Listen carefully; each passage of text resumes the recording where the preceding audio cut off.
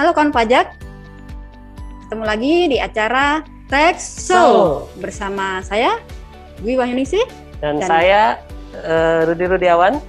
Kami dari DJP Jawa Barat 1 dan nanti juga ada rekan kami Pak Aditya Mulyadi. Baik, Pak Rudi, gimana kabarnya hari ini Pak? Alhamdulillah baik.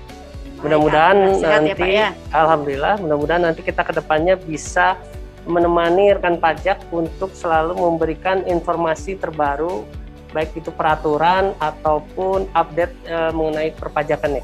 Baik. Nah, kali ini kita akan membahas apa nih Pak?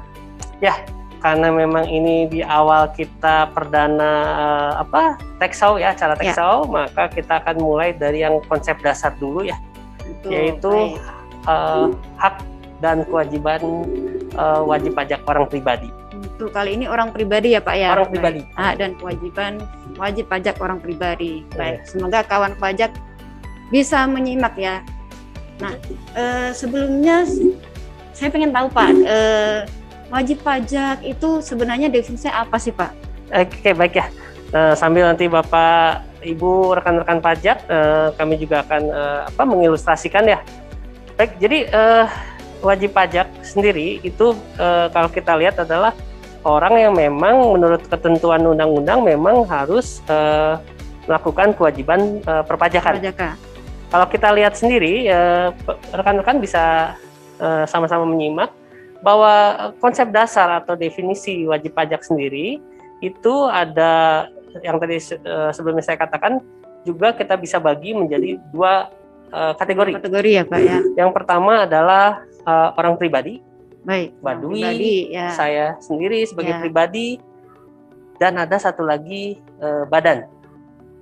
Badan tuh sekumpulan orang atau modal yang memang bergabung ya, dan memang dipaingi oleh sebuah akte ya. Jadi untuk ada menjalankan. badan berbentuk badan hukum Iya, seperti betul. itu ya Pak Gitu ya. ya. Dan memang kalau kita lihat rekan pajak bahwa keduanya ini, orang pribadi maupun wajib pajak badan, itu bisa meliputi pembayar pajak. Jadi mereka bayar pajak sendiri gitu Ya, Pak bisa. ya. Oke. Baik itu langsung atau tidak langsung, kita beli barang di supermarket, tanpa kita sadari kita sebetulnya sudah membayar PPN. Oh iya ya, biasanya kan kalau kita beli barang sudah termasuk PPN. Iya, Seperti tanpa itu. kita sadari. Ah, ya. Ya, walaupun memang katakanlah bisa jadi itu bukan wajib pajak, tapi tanpa kita sadari memang dia sudah membayar pajak. Ataupun mungkin kategori keduanya, rekan-rekan, itu pemotong pajak. Pemotong pajak. Bentar, pemotong pajak. Nah, pemotong pajak itu contohnya, Gimana itu? kayak misalkan kita berdua nih kerja di kantor, ya. Kita mungkin tidak membayar pajak langsung. Ya, betul. Tanpa kita sadari bahwa penghasilan kita itu sudah dipotong pajaknya oleh bagian keuangan kita, oleh keuangan, bagian keuangan. Kan tiap tahun kita menerima bukti potong itu ya Pak, yang Ya, dari tiap tahun bendahara kita, ya. Menerima bukti potong. Ya. Itu memang yang kita terimanya setahun sekali.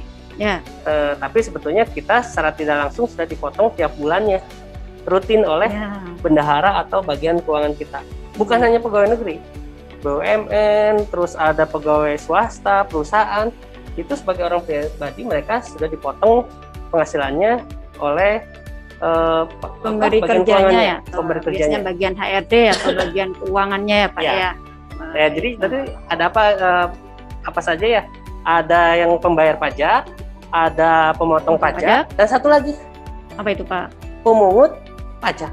Pemungut pajak. Tadi ada pemotong, ada pemungut. Nah, pemungut pajak. Bedanya apa itu Pak? Jadi misalkan bertransaksi barang kena pajak gitu ya. Misalkan dengan pemerintah instansi dengan rekanan itu harus dipungut pajaknya.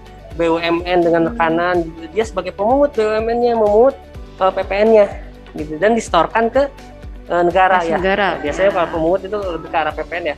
Dipungut, distorkan. Nah, kalau pemotong itu lebih ke arah individualnya, misalkan pemotong pajak untuk orang pribadi rata-rata ya.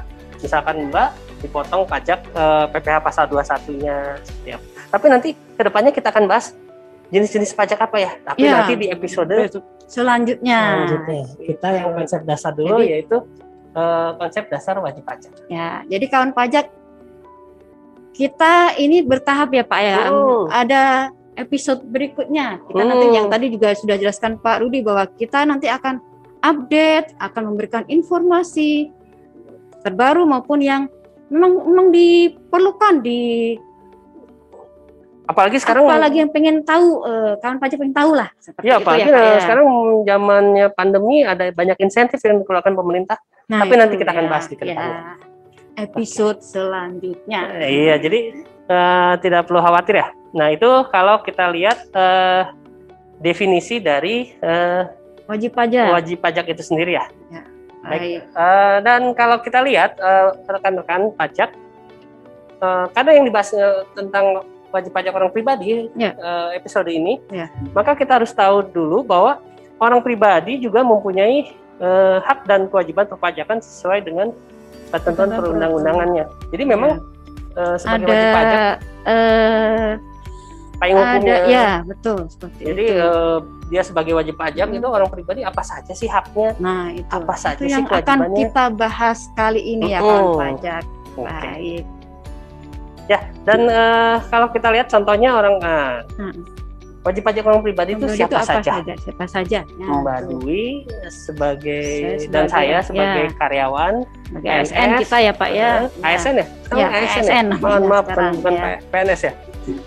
ASN, terus anggota TNI Polri, individu, terus juga ada pegawai swasta di perusahaan. Mereka sebagai karyawan ya Pak ya. Karyawan. Terus ada lagi kita yang pemberi kerja dulu ya. Ada lagi pegawai BUMN, BUMD, itu yang memang penghasilannya dari pemberi kerja. Ada lagi yang memang sifatnya katakanlah dia itu memiliki profesi tertentu. pekerjaan yang biasa bebas. disebut ya pekerja bebas tuh ya Pak ya. Pekerjaan bebas Ya, ya, bebas ya. Ya. Misalkan seorang pengacara, seorang dokter, Ya. konsultan, itu adalah sebuah profesi-profesi. Artis, penulis, ya, YouTuber masuk kemana? YouTuber juga, Bisa ya? gitu ya. Itu adalah jenis profesi ya, pekerjaan bebas ya. Berarti itu yang pekerja bebas. Jadi ada yang memang dari pemberi kerja, ada yang tadi pekerjaan bebas. Ya. Ada satu lagi Apa itu Pak? yang memang memiliki usaha bebas. Contoh. Tadi ada pekerja bebas, ini sekarang ada usaha bebas. Iya. Nah, Contohnya misalkan apa itu Pak? Pedagang, Okay. ya para pedagang. Terus misalkan memang salon, bengkel, Buka salon, bengkel, UMKM, ya, oh pedagang. ya. Atau yang memang dia menjalankan usaha dari jasa, servis AC, servis mobil, ya. itu banyak sekali ya. Memang diatur. Artinya memang penghasilan dia itu dari usahanya dia. Ada lagi dari profesinya ya tadi pekerjaan bebas ya. Ya. Gitu. Baik. Nah, tadi kita sudah masuk definisi. Sekarang Kita mulai masuk ke hak dan kewajibannya wajib pajak orang pribadi itu apa saja? ya, Pak? kita mulai masuk ke ke inti dari apa yang akan kita bahas hari ini. Ya, jadi paling gampang itu kalau saya mengingat apa saja sih hak dan kewajibannya, yaitu DHBL. DHBL. Ya, DHBL. Yang pertama D. Daftar. Oke. H. Hitung. B. Bayar. L. Lapor. DHBL. Daftar, hitung, bayar, lapor. Iya, itu. Baik. Jadi paling gampang DHBL ya, rekan-rekan pajak. Kalau apa sih hak dan kewajibannya? Ya DHBL. Apalagi negara kita ini menganut sistem perpajak atau asas pajak self assessment. Jadi wajib pajak nanti menghitung sendiri ya Pak ya. Kesadaran sendiri. Pokoknya kata-kata dasarnya adalah sendiri lah. Self Kesadaran assessment. sendiri. Beda kalau dengan official assessment. Official assessment artinya negara berhak menentukan berapa kewajiban dia. Nah, itu negara yang menentukan kalau official assessment. Tapi kalau self assessment itu pribadinya dia mendaftarkan kalau memang saya seorang pribadi merasa bahwa penghasilan saya ini sudah melebihi PTKP. Sudah PTKP? ada kewajiban PTKP apa? PTKP. Penghasilan Tidak kena pajak. Ya. Tiap orang itu berbeda PTKP-nya. Artinya kalau orang muslim mungkin ada yang namanya nisabnya bayar zakat berapa. Ya. Ini sama ya. Negara kita juga bukan berarti semua kalangan harus dipajakin. Kalau memang dia tidak mampu, ya memang belum harus bayar pajak ya. Jadi ada batasnya ya Pak ya. Batasnya. Batas sekian. Kalau sudah melebihi, maka dia ada kewajiban untuk membayar pajak. Betul. Tapi kalau penghasilannya belum melebihi batas nisabnya tadi lah PTKP tadi, berarti memang ya belum ada kewajiban, belum dipotong pajak. Dan itu PTKP itu selain individunya, tanggungannya. Misalkan taruhlah saya punya anak 2, istri 1. Nah, itu tanggungannya Jangan itu kebaliknya. Enggak kebalik ya. anak 2, istri 1. Nah, itu di PTKP juga mempengaruhi berapa tahun makin besar. Kalau untuk pribadi itu kan 54 juta ya, untuk apabila saya lajang. Ya. Tapi kalau saya punya nikah, belum punya anak, tambahin 4.500.000. Nah, itu kalau nikah, status nikah. Ya. Kalau punya anak 1, tambahin lagi 4.500.000 lagi. Dan batasnya sampai 3 anak ya. Ya. Status kawin dengan 3 anak. 3 tanggungan ya. Berbeda kalau misalkan dia perempuan. Saya contohnya ya Pak ya. Mbak justru ditanggung oleh suami Mbak. Ya. Secara PTKP. Jadi ingat Pak, status saya kalau secara pajak status saya masih TK 0. Ya. Gitu. Jadi rekan-rekan pajak jangan kaget kalau misalkan rekan-rekan pajak khususnya yang perempuan karyawati ya tiba-tiba terima bukti potong, kok status saya TK 0 padahal saya sudah menikah, punya anak ya. Kok nggak diakui? Nah memang kembali lagi artinya secara perpajakan bahwa menganut sistem kita nih di ketimuran bahwa kepala keluarga adalah laki-laki, suami. Ya. Jadi semua PTKP itu yang memang ada tanggungan itu masuk ke suaminya. Nah, jadi kalau secara pribadinya, secara perpajakan istri tersebut dianggapnya lajang ya? TK 0 ya? TK 0 Pak. Iya, TK 0 ya? Iya, jadi di bukti potong saya TK 0. TK 0 ya, betul ya? Iya, betul. Nah, mungkin kita akan bahas satu-satu nih mengenai hak DHBL tadi ya Pak. DHBL itu ya. Yang pertama yang pertama daftar. Nah, termasuk DHBL itu kan ke arah hak ya. Tapi kalau kita lihat sebelumnya DHBL itu melekat nanti ada unsur kewajiban dari kantor pajaknya sendiri, ada yang namanya pengawasan karena self assessment tadi ya. Nggak serta-merta mentang-mentang self assessment saya udah ini kan saya ngitung sendiri saya segini seperti itu saya bayar segini. Tetap ada payung hukumnya, ada pagernya lah seperti itu ya Pak. Jadi, dari mana kita tahu yang bersangkutan itu bayar pajaknya sudah benar? Itu memang di kantor pajak sendiri itu memang ada beberapa bagian yang memang secara fungsi itu mengatur tentang pengawasannya. Pengawasannya misalkan biasanya ada akun representatif di kantor pajak itu tugasnya pengawasan. Betul nggak seseorang itu sudah benar secara perhitungannya membayar pajak, pembayarannya, pelaporannya juga, kepatuhannya ya. Itu ada fungsi pengawasan di kantor pajaknya. AR jadi, tadi ya Pak AR tadi sekaligus membina ya. Membina agar hitungannya benar dan tidak asal biasanya berdasarkan data yang masuk ya. Mbak Dwi punya kendaraan apa saja, punya properti apa saja, punya simpanan di mana saja gitu kan. Jadi itu datanya masuk ke kantor pajak ya Pak ya. Kita kan ada pertukaran data ya. Tapi itu hanya global saja Bapak Ibu agar rekan-rekan pajak dan masyarakat itu walaupun diberikan haknya untuk tadi menghitung sendiri, tapi dengan sangat kita mohon agar mengisinya benar-benar berdasarkan realita yang ada, gitu ya. Itu kalau fungsinya disembunyikan ya Pak ya. Betul. Itu kalau fungsi pengawasan. Ada lagi Bapak Ibu kalau kita lihat ada yang namanya pemeriksaan. Tahapannya tadi setelah pengawasan diawasi. Masih belum benar, maka dilakukan pengujian kepatuhan. Pengujian kepatuhan itu dilakukan pemeriksaan, baik itu orang pribadi atau badan. Kalau misalkan memang tadi setelah dikasih himbauan lisan atau tertulis oleh AR-nya tadi ya Pak ya. Katakanlah masih belum betul, maka tahap berikutnya ada pemeriksaan.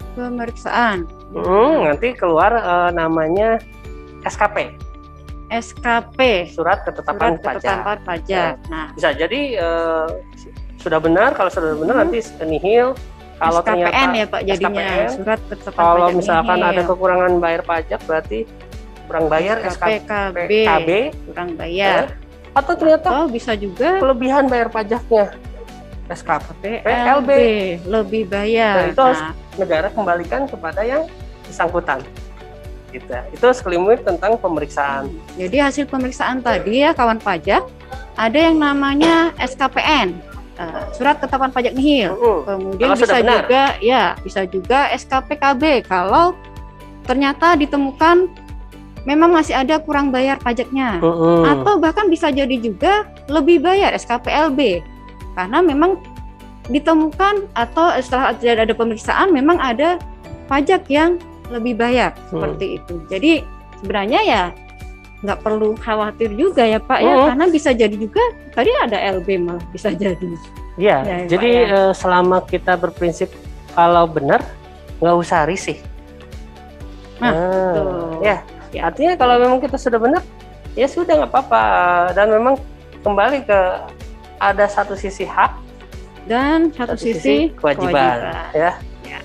Jadi nggak apa-apa rekan-rekan pajak, artinya kalau diperiksa juga ya nggak apa-apa, justru saya pengen tahu nih bener enggaknya gitu ya, karena mungkin saya sudah berargumen dengan AR enggak, tapi nanti kan diperiksa bisa buku tabungannya atau apa segala macam penghasilannya, tapi itu udah masuk ke teknis ya, kita tidak bahas nanti, atau kita takutnya saya melenceng kemana-mana. Ya, betul. Nah, kalau setelah diperiksa SKP keluar tadi kata Mbak Tiga itu ternyata saya sebagai wajib pajak merasa masih ada yang ganjel, tidak puas, belum puas, mengganjel itu ketidakpuasan, maka saya sebagai wajib pajak memiliki hak ya untuk mengajukan keberatan. Itu misalkan Mbak memberikan ketetapan pajaknya menurut saya besar bagi saya, dan menurut saya tidak sesuai, ada misalkan peraturannya memang dirasa memang itu tidak sesuai, tentunya saya memiliki hak untuk mengajukan keberatan. Ya. Gitu. Nanti biasanya dari kantor pajak keberatan itu akan dikirim ke Kanwil ya, kantor wilayah. Ini sekilas saja, nanti mungkin ada bahasan selanjutnya ya Pak di episode berikutnya.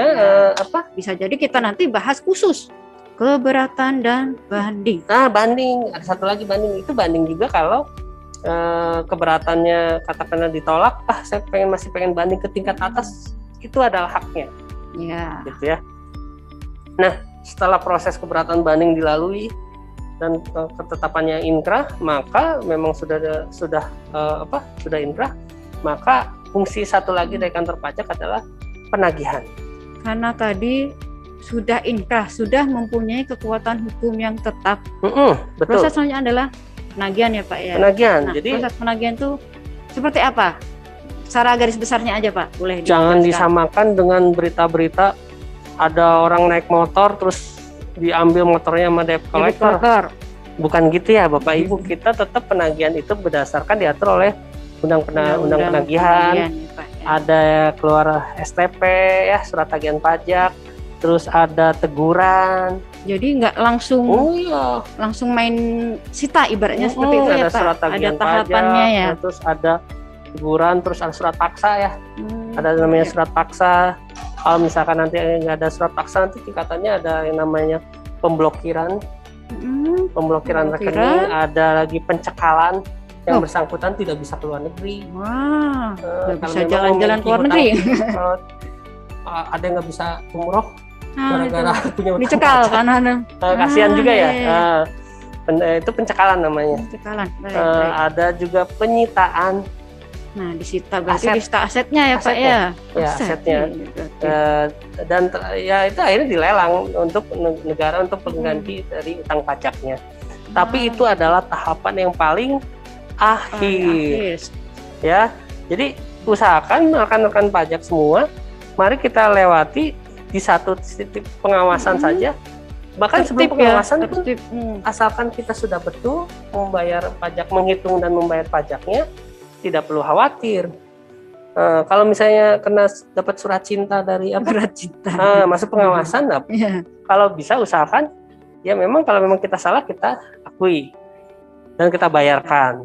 Kecuali kalau misalnya menurut kita memang menurut hitungan wajib pajak sudah benar ya, nggak apa-apa, itu adalah haknya. Ya tadi ada hak. Jadi yang Bapak Ibu lihat ya ada stepnya dari kita self assessment itu, barulah nanti ada fungsi pengawasannya betul enggaknya, pemeriksaannya, menguji kepatuhan, ada keberatan bandingnya, sampai terakhir penagihan. Itu terakhir tindakan penagihan aktif yang namanya tadi penyitaan lelang itu terakhir. Itu terakhir ya. Sudah hampir setahun ini pandemi COVID-19 menguras habis energi dan mimpi kita semua. Kabar ditemukannya vaksin COVID-19 merupakan game changer yang menumbuhkan sejuta harapan 250 juta penduduk Indonesia. Melalui uang pajak yang kita bayarkan, pemerintah berupaya untuk menyediakan vaksin gratis agar masyarakat bisa berkegiatan lagi secara normal. Pajak kita untuk vaksinasi kita.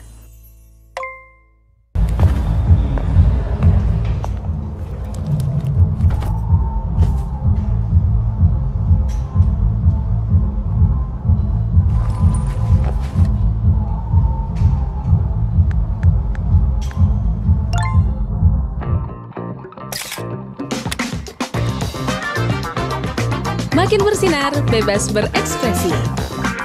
Biar tetap glowing, lapor pajak pakai e-filing. Lebih awal, lebih nyaman.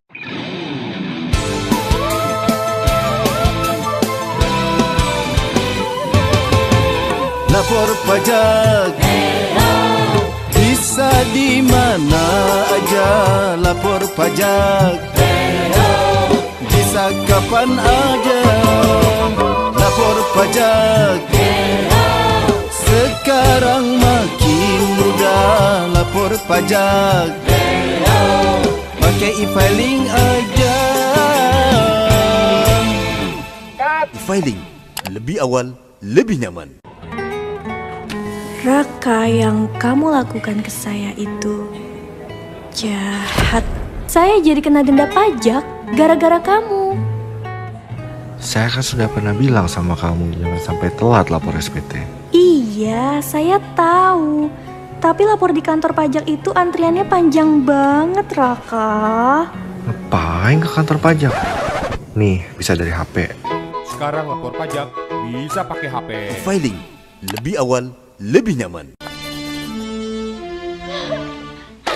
Aku tak sanggup mengisi SPT tahunan ini, Oma. Rupanya, di balik kecantikan dan kelembutanmu, kau tidak go green, Ami. Sungguh terlalu. Lapor SPT tahunan memang harus menggunakan kertas, Kau Oma. salah, Ami. Kini lapor SPT tahunan cukup lewat e-filing aja. Lapor pajak pakai e-filing aja. E-filing lebih awal, lebih nyaman. Baik, Nah, tadi D, yang pertama kan D, daftar. oke. Nah, kalau ada wajib pajak yang pengen mendaftarkan untuk biar dapat NPWP, itu caranya gimana, Pak? Nah, daftar. Kita lihat, jadi memang NPWP itu bagi orang pribadi memang sudah secara hukum sudah dianggap dewasa ya. Ya, Sudah dianggap Oke. dewasa. Terus keduanya dia memang penghasilannya sudah di atas PTKP tadi. Ya. Sebagai orang pribadi. Oke. Dan dia diminta atau secara kesadaran self assessment harus mendaftarkan diri. Sebagai wajib pajak, Iya. Pak ya. Ada dua cara. Dua cara pendaftaran NPWP. Iya. Jadi Bapak Apa Ibu aja itu, di Pak? rekan-rekan itu ada dua cara untuk mendaftarkan diri memiliki NPWP. Jadi identitas seorang pembayar pajak, seorang wajib pajak adalah NPWP NPWP. tersebut ya, Pak ya. yang akan melekat sejak dia mendaftar hingga meninggal dunia. Kalau bagi orang Pribadi. Dari sejak mendaftar sampai meninggal mohon dunia. maaf, sampai meninggal dunia ya, Pak ya. Iya, itu melekat. Melekat. Jadi Oke. tapi bukan berarti sudah daftar NPWP harus bayar, tidak ya. Dan membuat NPWP-nya pun sudah gratis. Dan kalau sudah punya NPWP pun belum tentu bayar. Kalau dia memang punya Ya, penghasilan, punya keuntungan, barulah dia membayar. Tapi Ya. kalau misalkan katakan mohon maaf sudah punya NPWP pun katakan ada kena PHK. Apalagi sekarang kayak sejak pandemi ini ya memang banyak yang kena PHK ya, Pak Iya. ya. Jadi Kehilangan tidak perlu pekerjaan. lagi takut harus bayar, tidak ya. Cukup lapor saja gitu ya kalau memang itu atau di non efektifkan. Efektifkan. Nah, itu kawan pajak bisa untuk Tapi nanti kita bahas lah di dinonefektifkan, ya. momen. Mungkin kita ada bahasan khusus lagi ya, Pak ya. Iya. Baik. Tapi intinya kembali lagi ya. Takutnya saya kemana-mana nih. Oke. Daftar. Daftar. Itu ada dua cara. Ya. Satu manual, yaitu datang ke Kantor pajak. Ya. kantor bagusnya kantor pajak tempat domisili KTP-nya. Sesuai KTP. Ya, lebih bagus ya. Sesuai Tapi KTP. nanti kita lihat kalau misalkan saya tinggal di kecamatan A, kecamatan A, oh kantor pajaknya di sini, saya datang ngisi formulir, ya ngisi formulir, fotokopi KTP, ya fotokopi KTP, langsung masukkan ke loket, ditunggu saja, mudah-mudahan hari itu bisa jadi kartu NPWP-nya. Itu kalau masih manual ya Pak ya. Ya, kalau Bapak Ibu ingin sekaligus pengen main ke kantor pajak, pengen konsultasi apa aja sih kewajibannya, pengen ngobrol-ngobrol setelah punya kartu NPWP, mangga boleh datang langsung ke kantor pajak, memang tempat domisilinya disarankan. Tapi kalau untuk kondisi sekarang juga kita lihat apakah kantor pajak tersebut buka atau tidak, karena ada beberapa yang kalau memang sesuai level PPKM-nya ya Pak ya. Kalau memang kantor pajak tersebut tutup ya mohon maaf tidak bisa. Cara kedua. Nah, cara kedua apa itu Pak? Mbak Dwi makan aja sekarang udah pakai apa? Online, pesan makan online. Sekarang transfer uang online. Iya, karena semua sudah serba online ya Pak serba ya. online. Ya. Apalagi tadi bilang pandemi, takutnya kita kesehatan kita juga. Ya. Terus lagi ingin ongkosnya aja berapa transportnya kalau kantor pajak kan ya, macet, panas ya, resiko penularan. Ya, betul. Maka ini ada satu yang paling gampang, yaitu mendaftarkan secara online. Ya, mendaftarkan secara online. Bapak Ibu mungkin bisa nanti Mbak Dwi ditampilkan ya. Nah, itu melalui via irek.pajak.go.id. Ya. Ini alamatnya ya kawan pajak, irek.pajak.go.id. Ya, tinggal di foto melalui handphone ya. Scan atau foto ini aja, foto KTP-nya. Ya, nanti ngisi. Ikutin langkah-langkahnya berarti ya. Langkah-langkahnya ngisi daftar diri, nama, alamat, pekerjaan, terus jangan lupa identitas dirinya. KTP-nya di scan atau di fotokan ya. Nanti diupload. Bapak Ibu tunggu mungkin ada berapa hari kerja, nanti Bapak Ibu akan terima pemberitahuannya. Kartunya biasanya nanti seminggu kemudian akan dikirimkan fisiknya kartunya ya. Makanya tadi harus mengisi secara lengkap dan jelas. Jangan sampai isinya asal. Ya, karena biasanya nanti kan kartunya dikirim ya Pak ya. Banyak kejadian itu ya ngisinya salah, inputnya dikirimnya salah alamat ya. Baik. Ya, kembali lagi bahwa memang NPWP itu adalah kode identitas pembayar pajak. Ya. Ya, tapi memang banyak case kejadian orang membuat NPWP. Iya, berduyun-duyun datang ke kantor pajak itu katakanlah kenapa daftar NPWP? Itu untuk pengajuan kredit ke bank, untuk mendapatkan KPM, mendapatkan hadiah segala macam, atau untuk pergi ke luar negeri ya. Padahal sebenarnya yang penting buat NPWP itu memang kalau penghasilannya sudah di atas PTKP tadi ya Pak ya. Memang gitu sudah ada kewajiban untuk melakukan pembayaran pajak. Misalkan seorang lulusan sekolah, lulusan universitas, katakanlah dia udah selesai, terus dia keterima kerja. Nah, iya. Sama bendaranya keterima kerja ASN atau BUMN, nah barulah dia diminta untuk membuat NPWP karena mendapatkan gaji yang di atas PTKP ya. Jadi kita harus luruskan mindset Bapak Ibu, rekan-rekan, bahwa NPWP itu bukan cara atau alat untuk mendapatkan pekerjaan, mendapatkan hutang, tapi itu hanya identitas pembayar pajak. Pembayar pajak. Iya. Oke. Nah, berkaitan dengan tadi daftar. Yang kedua hitung. Hitung. Saya pengen tahu nih Pak. Perhitungannya orang pribadi tadi kan ada dia sebagai karyawan, Kemudian ada dia sebagai pekerja bebas ya tadi. Kemudian yang ketiga tadi ada usaha bebas atau usahawan bebas. Nah, itu perhitungannya sama tiga-tiganya atau ada beda-beda untuk karyawan seperti ini, kerja bebas seperti ini, usaha bebas seperti ini, gimana itu Pak? Ya, balik lagi ya di awal yang kita katakan tadi bahwa orang pribadi itu kan ada 3 kategori ya.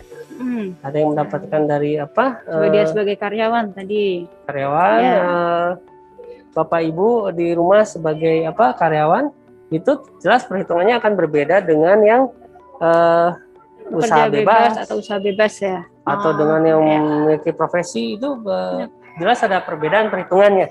Tapi secara selintas untuk para karyawan atau PNS itu biasanya Bapak Ibu nggak usah rumit-rumit, biasanya sudah dihitungkan oleh bendahara atau bagian keuangannya, HRD atau mereka punya aplikasinya.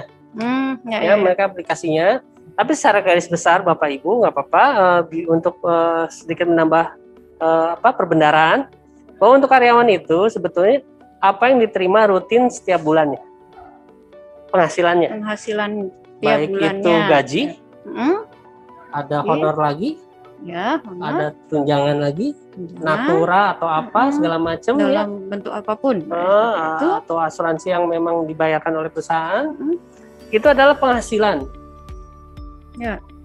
Dikurangi dengan tanggungan kita berupa PTKP tadi ya Pak ya, yang bisa jadi berbeda-beda. Misalkan antara satu karyawan yang sama levelnya ibaratnya seperti itu, gajinya barangkali sama, tapi bisa jadi penghasilan take home pay-nya beda karena PTKP tadi ya Pak ya.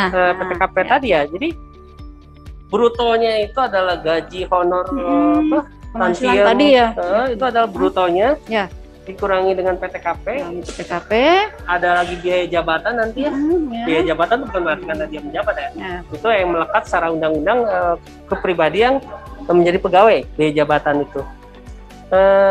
Barulah setelah dikurangi dengan pengurangan tadi berupa PTKP dan biaya jabatan, itu akan ditemukan penghasilan netonya. Penghasilan neto. Atau kalau kita lihat penghasilan kena pajaknya. Penghasilan kena pajaknya, barulah nanti dikarikan tarif pajak pasal 17. Pasal 17.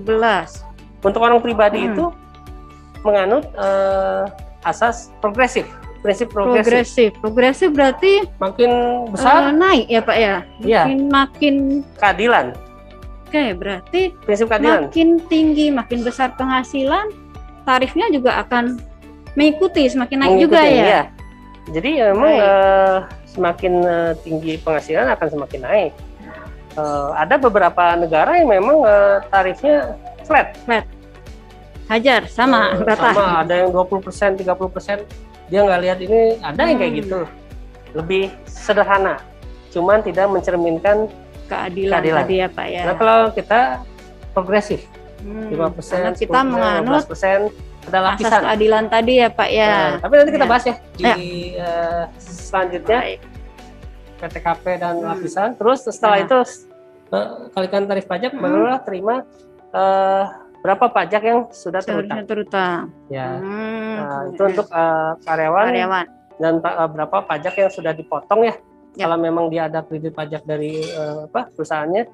Dan itulah kalau ada kekurangan, terutama biasanya kalau kekurangan itu kalau misalnya contoh Mbak Dwi, selain bekerja di kantor Mbak Dwi misalkan jadi dosen di mana? Jadi saya punya pekerjaan lain atau saya bekerja dari pemberi kerja yang lain seperti itu ya Pak ya. Kan bisa jadi ya. Bisa jadi misalkan sebagai ASN tapi satu sisi peneliti atau sebagai pengajar. Itu pasti kalau misalkan nanti digabung karena PTKP-nya juga di sini dapat PTKP, di sana PTKP, maka akan double. Maka kalau dihitung nanti di akhir tahun pasti akan ada kurang bayar. Kecuali kalau misalnya di satu pemberi kerja itu biasanya jarang ada kurang bayar ya. Tapi kalau ada di 2 pemberi kerja atau lebih, biasanya akan terjadi kurang bayar ya kurang Pak bayar ya. Nah, jadi kawan pajak untuk yang karyawan jangan khawatir. Biasanya kita sudah dapat bukti potong dari pemberi kerjanya. Seperti itu. Jadi nanti tugas Anda adalah melaporkan seperti itu. Menjadi sukses dimulai dengan lebih bijaksana dalam mengelola waktu. Ada 3 alasan mengapa Anda harus melaporkan SPT tahunan lebih awal. Bebas dari rasa was-was, merasa lebih tenang, bisa fokus pada pencapaian Anda berikutnya. Lapor SPT lebih awal tidak hanya menentukan masa depan Anda, tapi juga seluruh bangsa Indonesia. Saya sudah lapor SPT. Bagaimana dengan Anda?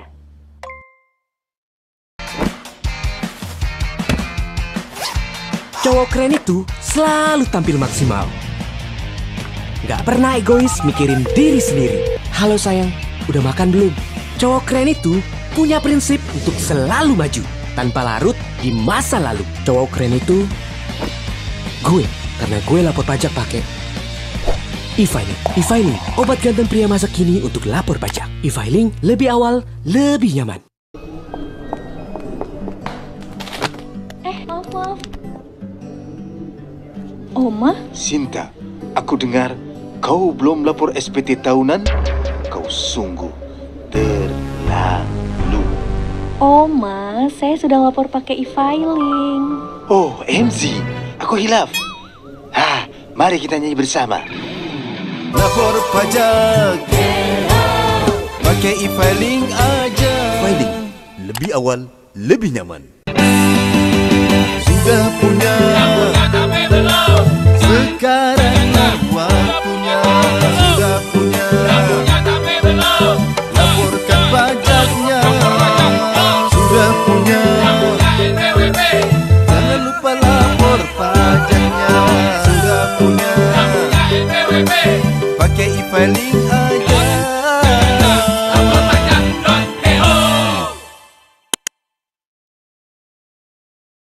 Sudah punya pacar, hati berdebar. Tapi belum berani kenalan sama bapaknya yang kekar. Sudah punya banyak ijazah, S1, S2, S3. Tapi belum mau kerja. Kerja di perusahaan gede, sudah punya NPWP. Tapi belum lapor SPT, lapor pajak, e-filing aja. Nah gitu dong ngegas. E-filing lebih awal, lebih nyaman. Baik, nah yang kedua nih Pak, tadi karyawan ya, sekarang yang pekerja bebas. Ya, jadi pekerja bebas contoh kayak dokter. Ya. Apalagi ya? Dokter, lawyer, ya, akuntan. Profesi tertentu itu rekan-rekan semua itu hampir sama. Jadi dari penghasilan brutonya berapa tuh ya omsetnya dia nanti akan dikurangi dengan biaya beban usaha HPP atau biaya pengurangan, nanti akan dapat penghasilan netonya. Nah setelah penghasilan neto dapat sama dikurangi dengan PTKP, dikurangi lagi dengan PTKP ya Pak, akan dapat penghasilan kena pajak. Sudah nanti kalikan sama tarif juga ya Pak ya, tarifnya progresif juga yang tadi ya Pak ya. Tarif progresif orang pribadi itu sama, baik itu karyawan, orang pekerjaan bebas maupun usaha bebas sama ya.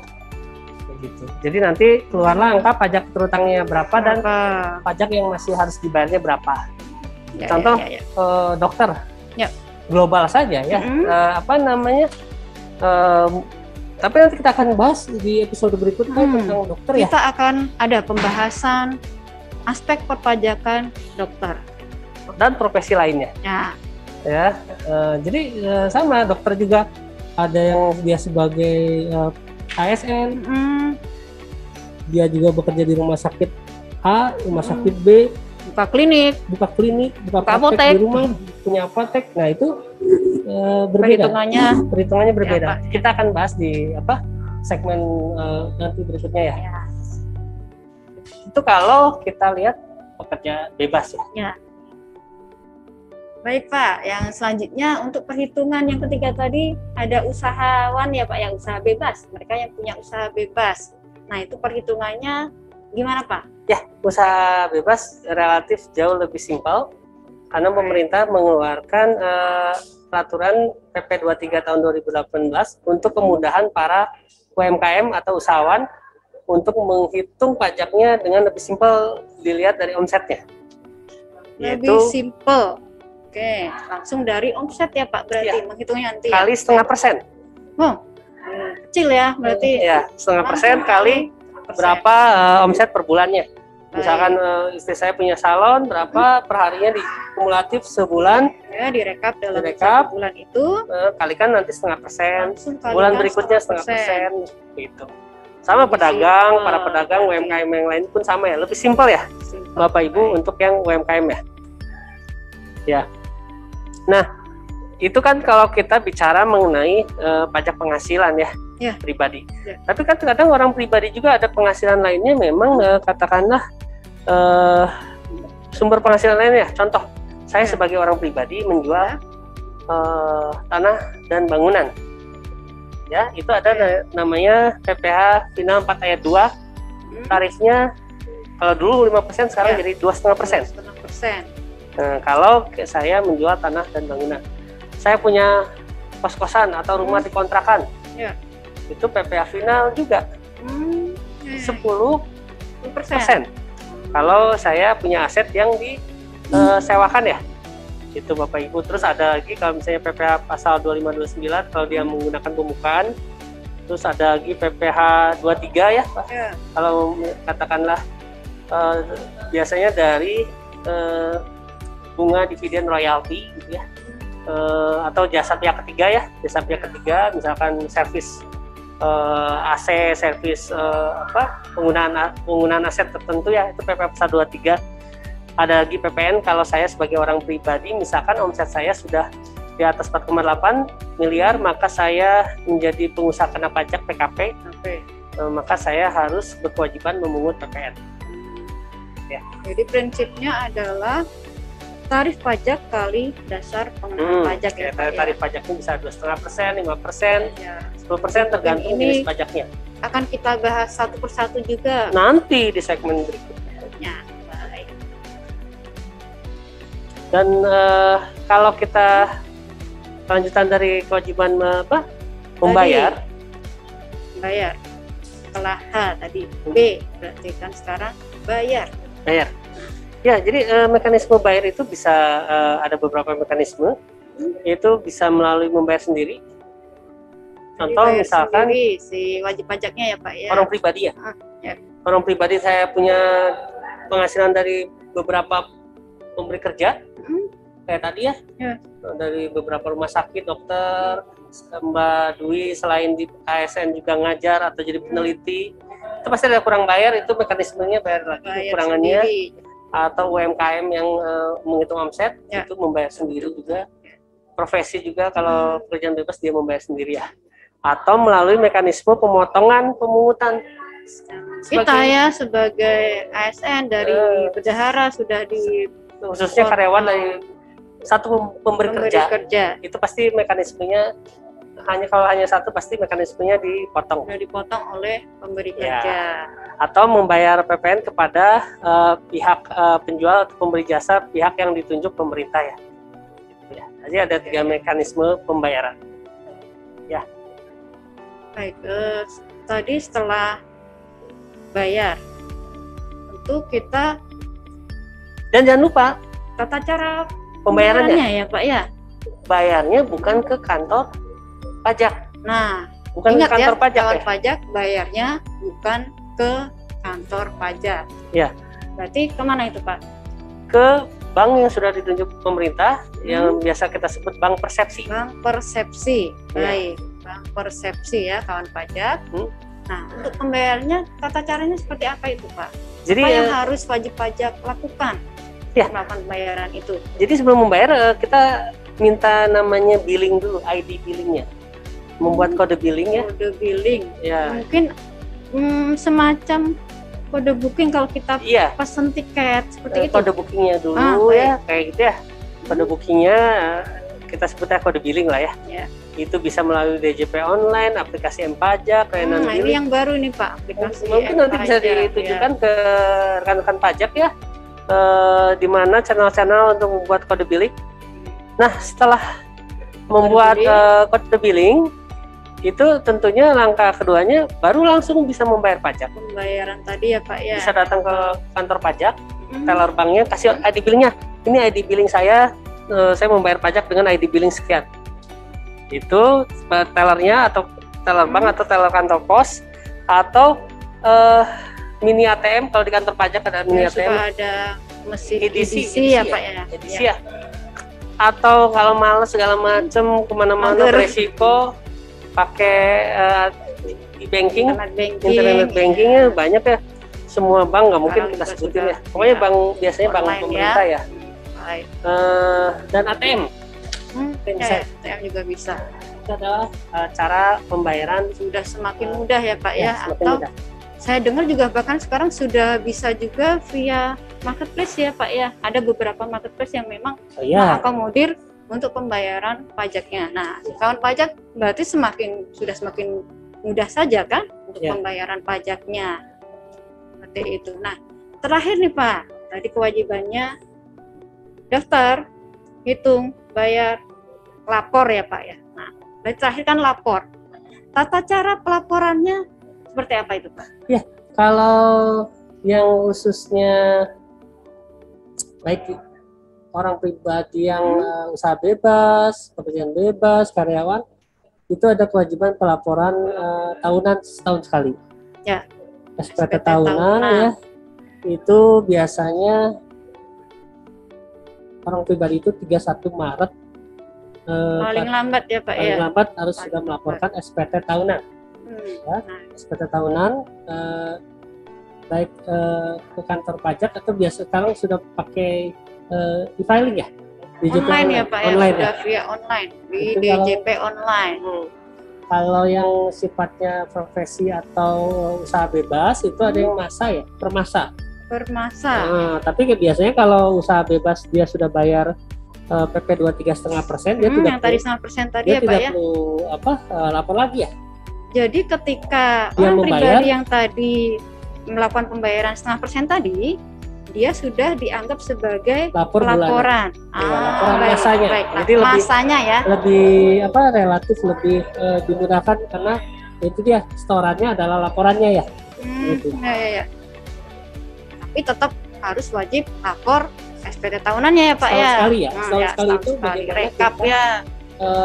Setahun sekali bagaimana kita melaporkan kondisi penghasilan kita berapa, aset yang kita terima berapa, dan berapa bayar pajak yang kita lakukan dalam satu tahun. Jadi SPT adalah gambaran cerminan dari apa yang ingin kita tuangkan, yang tadi saya katakan penghasilan kita berapa, utang kita berapa, aset kita berapa, bayar pajaknya berapa. Itu ada di gambarannya, diceritakan dalam oleh SPT itu tadi ya Pak ya. Diceritakan oleh rekan-rekan, dituangkan ke dalam SPT tahunan. Jadi isi secara lengkap, jelas, dan benar ya Pak ya. Nah, berarti kan untuk bisa jadi formulirnya itu beda-beda kan Pak. Misalkan saya sebagai karyawan, tahun saya sekian, sebagai usaha tadi seperti itu. Formulirnya kalau untuk sama atau beda itu Pak? Berbeda. Kalau untuk yang karyawan dari satu pemberi kerja, ASN atau misalkan pegawai BUMN, karyawan perusahaan swasta juga, itu untuk yang penghasilan brutonya di atas 60 juta itu menggunakan 1770S. Kalau di bawah batasnya bruto 60 juta ya Pak ya. Bruto 60 juta. Coba lihat nanti di bukti potongnya. Nanti kalau lihat penghasilan brutonya di atas 60 juta pakai 1770S ya. Kalau misalnya penghasilan brutonya di bawah 60 juta setahun ya, dalam setahun pakai 1770 SS. SS. Sangat sederhana. Nah, itu kalau untuk pegawai atau karyawan. Ya. Tapi kalau untuk yang punya profesi bebas dan usaha bebas, profesi atau pekerja bebas dan usaha bebas berarti ya, Ya. usahawan atau apa namanya tadi, profesi bebas Ya. itu menggunakan pekerja bebas 1770 saja polos. tanpa embel-embel S atau SS berarti ya Pak ya. 1770, karena di situ dia harus membuat pencatatannya kalau dia mau ada rekapitulasi brutonya. Atau kalau misalnya dia pakai pembukuan, dia harus ada laporan keuangannya berapa. Jadi lebih Nanti kita bahas mungkin ya lebih- kalau untuk yang bikin laporan keuangannya ya. untuk 1770 di segmen berikutnya ya. Nah, siap. Oke, Dan nah, dokumennya? berarti kan, iya, harus ada dokumen yang disiapkan ya Pak untuk Ya, kalau laporan untuk pegawai tersebut. tentunya baik rekan-rekan pajak semua, untuk para pegawai yang lapor SPT tahunan, baik itu swasta, TNI, Polri, itu pakai 17 bukti potong 1721A1 untuk pegawai swasta. Kalau untuk ASN, TNI, Polri itu menggunakan bukti potong 1721A2. Mintalah bukti potongnya. A2, baik. Mintalah bukti potongnya ke bendahara atau bagian keuangannya. keuangan biasanya mereka yang mengeluarkan bukti potong. Ya, tapi kalau untuk usahawan tadi yang saya katakan atau profesi itu menggunakan, kalau dia mau pakai PP 23,5%, dia menggunakan rekapitulasi bulanan peredaran brutonya. Tiap bulannya berapa direkap ya Pak ya berarti. Tapi itu kalau pakai pencatatan, tapi kalau pakai pembukuan pakai neraca laporan keuangan berarti ya Pak ya. Dan laporan keuangan ya. Gitu. Artinya dokumen-dokumen tersebut harus kawan pajak persiapkan sebelum kawan pajak melakukan pelaporan SPT. Jadi istilahnya sebenarnya cuma memindahkan data ya Pak ya, dari data-data lampiran dokumen tersebut dipindahkan ke dalam formulir SPT tahunannya seperti itu. Mungkin nanti kita akan ada segmen khusus juga mengenai pelaporan SPT tahunan seperti itu. Baik, dan lapor itu sekarang sudah serba online ya Pak online ya. ya, sudah bisa online. Jadi pajak dalam genggaman cukup dalam satu genggaman di handphone, dan rekan-rekan pajak sudah bisa lapor secara online. Dan untuk orang pribadi itu sebelum tanggal 31 Maret, jangan lupa ya. Untuk orang pribadi paling lambat tanggal 31 Maret. Betul. Contoh catat ya kawan pajak. Contoh kalau untuk tahun ini, ya, berarti nanti 2021 nih ya? Ya. Januari sampai Desember ya. Dilaporkannya paling lambat tanggal 31 Maret 2022. Ya. Ya, betul ya. Itu ya kawan pajak. Paling lambat untuk orang pribadi adalah tanggal 31 Maret tahun berikutnya. Seperti itu. Jadi itulah sekilas mengenai pelaporan pajak segmen dari hak dan kewajiban pada hari ini. DHBL. Ya. Baik, terima kasih banyak Pak Rudi.